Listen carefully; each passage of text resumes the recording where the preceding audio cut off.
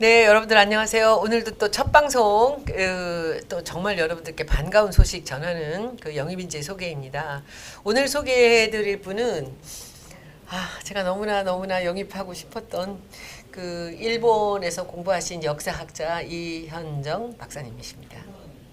안녕하세요. 이현정입니다. 네, 이제 저는 저쪽 앞자리에 가서 여러분들 우리 주인공 우리 이 박사님께 이제 질문을 하도록 하겠습니다. 섭섭해하지 마세요. 제 얼굴 안 보인다고. 박사님 너무 감사드립니다. 제가 우리 박사님을 마지막으로 여성 후보 이제 4번으로 영입하는데 정말 많은 그 노력을 했고 그리고 정말 기대를 많이 했었습니다. 소감 한마디. 소나무당의 영입인재 되신 소감. 무엇보다 이렇게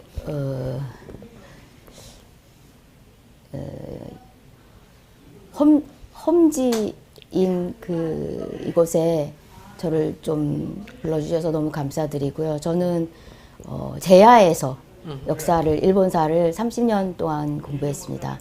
일본에서 고고학을 전공했고 한국에서 석사 박사를 수료했습니다. 그리고 일본사뿐만 아니라 동양사, 세계사 전반적으로 공부를 하고 보니 가장 우리나라 사람한테 문제가 되는 게 과연 친일파란 무엇인가, 한국인에게 역사란 무엇인가, 전통이라는 게 남아 있을까, 이런 좀 의구심을 가지면서 정치에도 관심을 갖게 되었습니다. 저는 그 친일파라는 그 용어가, 그 단어가 도대체 이 정의가 어디서부터 어디까지인가를 늘 좀 의문스럽게 생각을 했었거든요.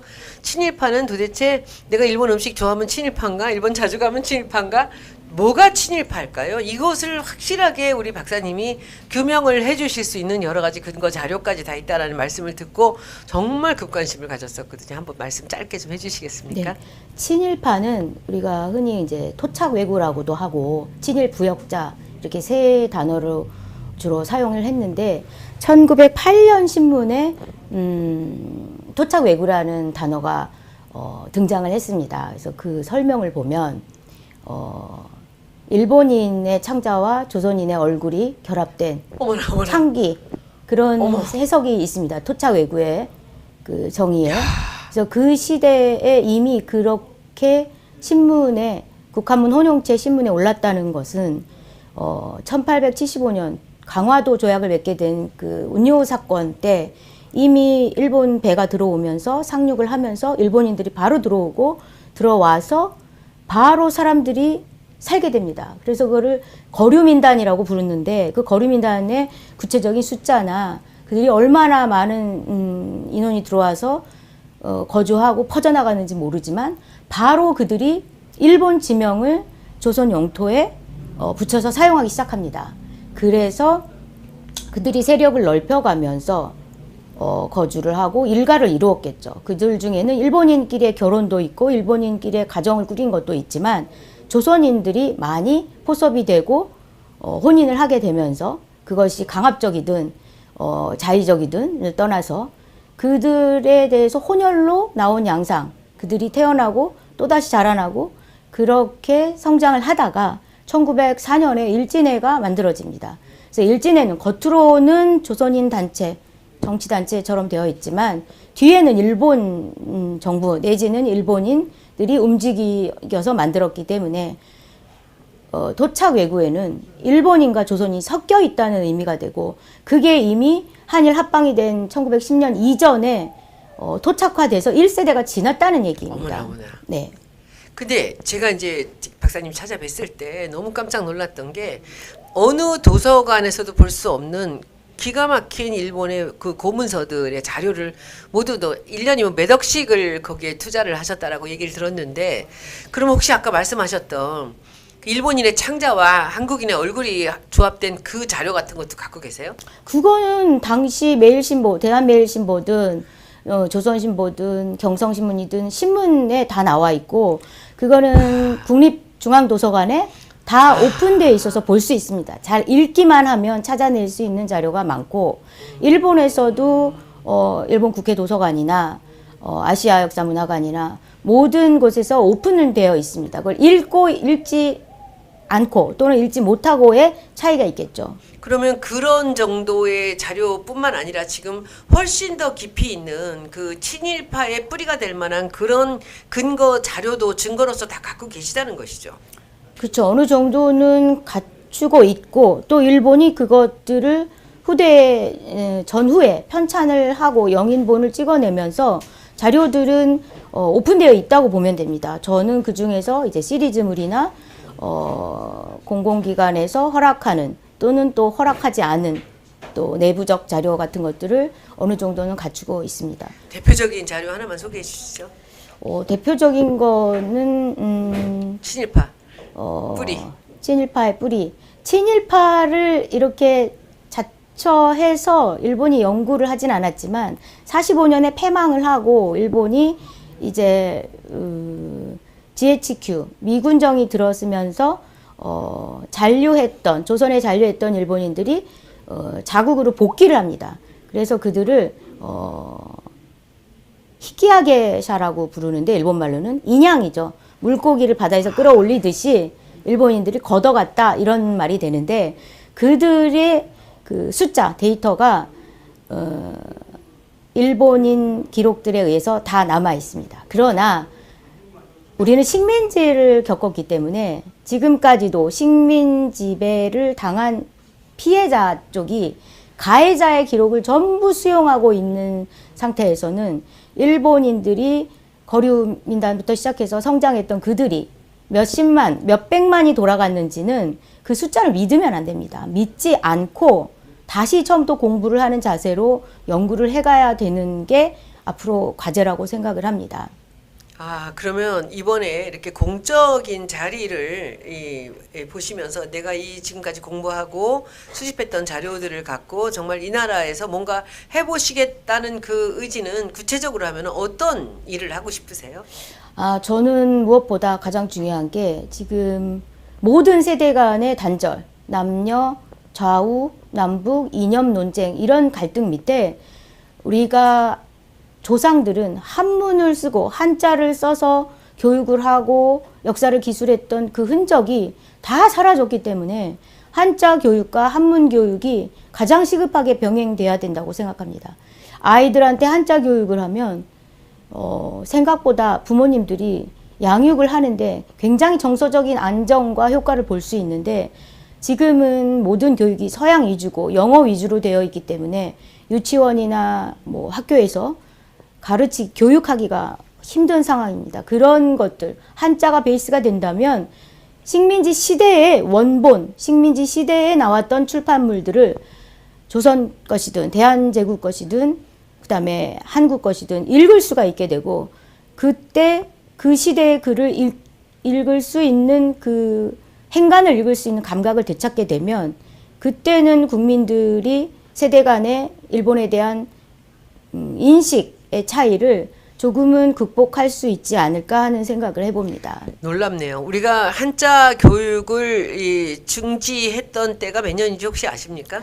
아마 그게 한겨레 신문이 창간되면서부터 한겨레 신문이 국한문 혼용체였던 거를 한문을 완전히 빼고 순한글 신문으로 가면서 한자가 이제 서서히 우리의 그 기억과 그 어떤 역사적 어떤 인식에서 점점 멀어져 갔던 것 같습니다. 박사님, 네. 저는 그 부분을 정확하게 기억하고 있습니다. 1966년에 한자 교육을 중학교에서 없애버렸습니다. 제가 67년에 중학교를 들어갔는데 우리 전해부터 한자 교육이 사라지면서 우리도 한자가 없었습니다. 한자라는 수업이 원래 있었대요. 네네. 그런데 우리 선생님이 저희 13살 때 우리 수학 선생님이 담임 선생님이셨는데 담임 선생님이 지금 교수님이 말씀하신 것 같은 똑같은 얘기를 하시면서 우리나라의 뿌리가 결국은 언어의 뿌리가 단어들이 거의 다 한자로 돼 있잖아요. 명사들이. 그렇죠. 예. 이 한자들을 이어가면서 우리말이 함께 같이 발달이 되어 왔는데 이 한자를 못 쓰게 하는 거는 이 학생들한테 그 행간을 모르게 하는 거다. 그렇죠. 그리고 단어 하나하나에 한자의 뜻이 연결됐을 때 훨씬 더 이렇게 이렇게 뭐라 그럴까? 그 글자가 갖는 그 깊이와 폭을 알 수 있는데 그걸 못 하겠다고 이 정부를 너무너무 욕을 하시면서 뭐라 그러셨냐면요. 이 나라는 한자를 못하게 하지만 니네들은 1학년 8반 우리 반 학생들은 모두 다 한자를 나로 인해서 하게 하겠다고 해서 하루 하나씩을 한자를 쓰세요. 검사 이런 거를 쓰고 뭐 노력 이렇게 쓰고 다음날 아침에 랜덤으로 10명을 그 조회 시간에 물어봐서 모르면 그냥 때려요. 그래서 저는 몰랐어요. 나중에까지 나는 왜 한자를 알게 되었지? 우리는 한자 세대가 아닌데 했는데 그때 중학교 1학년의 교육이어서 딱 1년 동안. 근데 그 얘기를 제가 이 교수님한테 처음 들어요. 지금 한자 교육이 네. 아이들한테 정서적으로 도움이 된다는 거. 그 우리 동기들 중에서도 1학년 8반이었던 애들이 아니면 한자를 잘 몰라요. 아, 그렇구나. 난 이게 진짜 소름이 끼치는 얘기인데 네, 네. 다시 한 번만 강조해 주세요. 한자 네. 교육은 예. 한자는 지금 손 의원님 말씀대로 60년대생, 뭐 70년대생, 또 50년대생, 80년, 90년 세대별로 그 정책에 따라서 완전히 달랐고 또 가정교육도 있고 맞아요. 또 학원교육도 있기 때문에 그게 개인마다 차이가 편차가 그렇죠. 굉장히 큽니다. 그런데 그 한자를 교육하지 않겠다, 한글 위주로 가겠다 하는 뒤에는 반드시 그 정책적인 그 어젠다를 던졌던 일본이 있습니다. 아 진짜요? 네. 그래서 그 시기가 정치적으로 이용을 당했기 때문에 나이가 있으신 분인데도 한자를 전혀 몰라서 역사를 너무 궁금해하시는 분들이 많더라고요. 한자를 알고 해독률이 높아지면 높아질수록 굉장히 그 역사에 대한 인식을 하는 그 지식의 깊이가 달라지고 예, 문장 해석이나 언어 구사력 생각의 깊이가 완전히 달라질 겁니다. 참고로 저는 교수는 아니고 그 한국에 돌아와서는 국사편찬위원회에서 일본어 초서 과정을 좀 몇 년 다녔습니다. 몇 년인지 정확히 기억이 나진 않지만 초서는 한두 해 공부해서는 마스터할 수 없고 평생 공부를 하는 것인데 더구나 일본어 초서는 우리 전통 그 조선 초서 승정원 초서와는 다릅니다. 그렇기 때문에 공부가 어렵고 일본이 또 한자를 국자라고 해서 일본이 한자를 또 조합해서 만들었습니다. 맞아요. 만들었고 기존에 있던 한자의 음과 흔도 바꿨기 때문에 네. 없앤 한자도 있고요. 그래서 그 해독이 어렵지만 고어는 특히 그렇지만 그거를 극복한다면 국민들의 그 분열이 심한 이런 어떤 일본 문화 그것이 적어도 7, 80년대까지는 서브컬처였던 것이 지금 거의 메인 컬처처럼 자리 잡아가고 있는데 그 원류를 파악하면 그 어떤 사물이나 물리의 본질을 깨닫게 되는 그런 어떤 체험을 할 수 있는 그러면 개인의 인생관이나 사생관이 변할 수 있다고 저는 생각합니다. 정치적 감각도 많이 높아질 거라고 생각을 합니다. 아, 너무 감사드리고요. 이제 마지막으로 우리 소나무당을 이제 후원해 주시는 그리고 성원해 주시는 분들께 한 말씀 하시고 오늘은 첫 번째 우리 인터뷰는 이렇게 끝내도록 하죠. 오늘 영입인재 이현정 그럼 우리 후보님이라고 이제 네, 부르겠습니다. 후보님을 환영하며 네. 그 한 말씀 마지막으로 듣겠습니다. 아, 저는 몇 년 전에 서울시장 선거 유세를 하던 송영길 전 대표님을 남대문에서 유세를 1시간 넘게 들었습니다.